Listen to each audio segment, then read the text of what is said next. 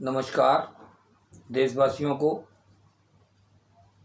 आज मैं अनोखे वचन अद्भुत ज्ञान की श्रृंखला में आपके साथ ऐसे विषय पर चर्चा करने जा रहा हूं जो कि मानव समाज के लिए अनमोल है। आज मैं माता पिता नामक शब्दों की महिमा की व्याख्या करूंगा। वैसे तो इन शब्दों की महिमा की व्याख्या न तो युग में त्रेता युग में मर्यादा पुरुषोत्तम भगवान श्री राम व द्वापर युग में लीलाधर परमावतार भगवान श्री कृष्ण भी संपूर्ण रूप से नहीं कर सके थे, तो फिर मेरी तो बिसात ही क्या है। फिर भी मैंने एक छोटी सी कोशिश की है। माता पिता ये दो शब्द नहीं है, बल्कि इन शब्दों में पूरा विश्व समाया हुआ है, पूरा ब्रह्मांड समाया हुआ है। एक संतान के लिए तो यह शब्द भगवान ईश्वर रब अल्लाह से भी बढ़कर है, क्योंकि एक संतान के भगवान तो माता पिता ही हैं।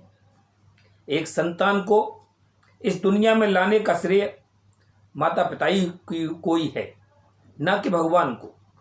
हो सकता है कि इसमें भगवान की प्रेरणा शामिल हो, लेकिन क्या कभी आपने सोचा है कि क्या माता पिता की प्रेरणा से भगवान एक संतान को इस दुनिया में ला सकते हैं? कदापि नहीं। इसलिए एक संतान के लिए उनके जन्मदाता ही भगवान है। भगवान यदि किसी संतान को इस दुनिया में लाने का सामर्थ्य रखते तो उन्हें स्वयं दुनिया में आने के लिए माता पिता का सहारा ना लेना पड़ता। राम, कृष्ण, मोहम्मद साहब, भगवान बुद्ध, भगवान महावीर, गुरु नानक देव जी, प्रभु ईसा मसीह, जितने भी अवतारी महापुरुष इस दुनिया में अवतरित हुए हैं, सभी किसी न किसी माता पिता की संतानें बनकर ही आए।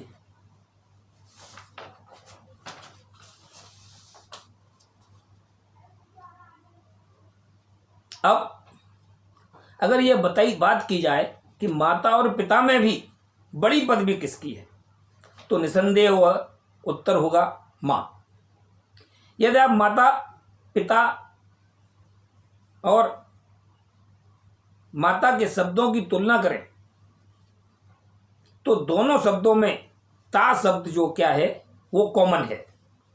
यदि पिता से ता शब्द हटा दिया जाए तो पी का कोई अर्थ नहीं बनता, जबकि यदि माता से ता शब्द हटा दिया जाए तो भी जो शब्द बचता है माँ, उसका भी अर्थ माता ही होता है। पिता द्वारा संतान उत्पत्ति की शुरुआत करने के बाद माता ही 9 महीने एक संतान को अपनी कोख में रखकर अपने लहू से उसे एक आकार देती है। इन 9 महीनों में वह अपना सब कुछ त्याग कर, यहाँ तक कि अपने पति परमेश्वर को भी उस शिशु की जरूरतों को ध्यान रखती है। माँ के त्याग का कोई संतान कोई मूल्य नहीं चुका सकती। इसलिए किसी भी साहित्य में, किसी भी शब्दकोश में माता पिता ही लिखा होता है।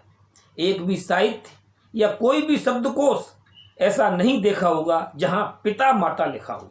माता का नाम आगे आना स्वतः ही इस बात का प्रमाण है कि माता की महत्व पिता से अधिक है। ठीक इसी प्रकार देवी देवता शब्द में भी देवी को ही प्रथम मान्यता दी गई है। देवी देवता ही हर साहित्य और शब्दकोश में अंकित है, न कि देवी देवता देवी। इसलिए मेरा सभी से अनुरोध है कि माता पिता नामक इस पुनीत और पावन शब्द की महत्ता को समझें और उनका आदर सत्कार करें, उनका तिरस्कार ना करें। 4 लाइन मुझे याद आती हैं एक फिल्म की। ये तो सच है कि भगवान है मगर फिर भी इंसान है। ये तो सच है कि भगवान है मगर फिर भी इंसान है। धरती पे रूप माँ बाप का इस विधाता की पहचान है। ये तो सच है कि भगवान है। जय हिंद, नमस्कार। आपसे अनुरोध है कि यदि आप समझते हो कि मेरे ये अद्भुत ज्ञान, अनोखे वचन और लोगों तक भी पहुँचें तो कृपया इसको उसी अनुरोध के साथ फॉरवर्ड करें कि वो लोग भी कम से कम 2-2 व्यक्तियों को इसे भेजें। धन्यवाद।